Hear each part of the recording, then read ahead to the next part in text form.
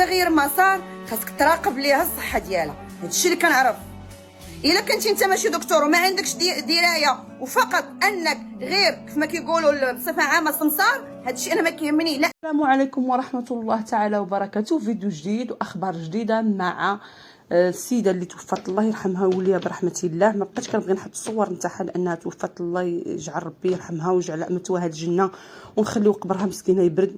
راه هادي عرفتي هاد 3 ايام هادي كلشي كيهضر عليها، كلشي قطعت له في قلبه، كلشي بقات فيه، لان كان كلشي كيقول بوز داير راجلها بوز، لان راجلها معروف، راكم عارفين شنو كاين.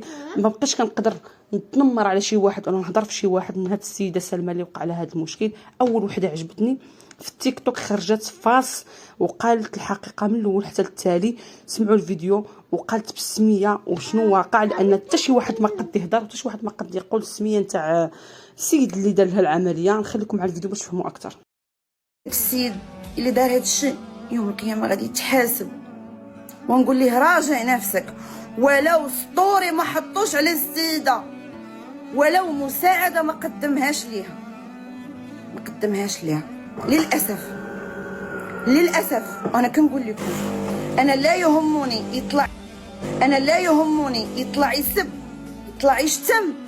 انا ما سبيته ولا سبيته في عرضه ولا سبيته في راسه هو كيف لا يهمني. انا كيهمني انسانه درتي ليها تغيير مسار خاصك تراقب ليها الصحه ديالها. هادشي اللي كنعرف.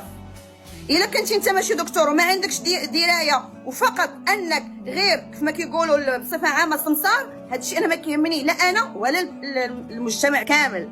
يعني خاصك تكون الاطباء قدامهم. هاد السيده دارت عمليه خاصها تكون قدامهم، على الاقل توقف على رجليها. انت السيده كتشوف انها تشلات وقع عليها مشكل، والو بحال ما كاين حتى شي حاجه. انا خويا نبقى غليظه ونترتش واللحم يفيض وما نغامرش.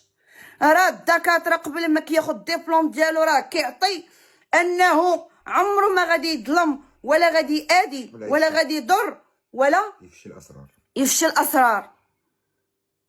دابا لو كيتفاخروا لا هذه راه صعوبه تعدي هذه. كنتمنى انه يكون لا الاعجاب نتاعكم. كما شفتوا السيده اش كتقول، كتهضر بحرقه، لان صراحه كلشي بقات فيه سلمى، الله يرحمها ويجعل المثوى نتاعها الجنه يا ربي. الى فيديو قادم ان شاء الله.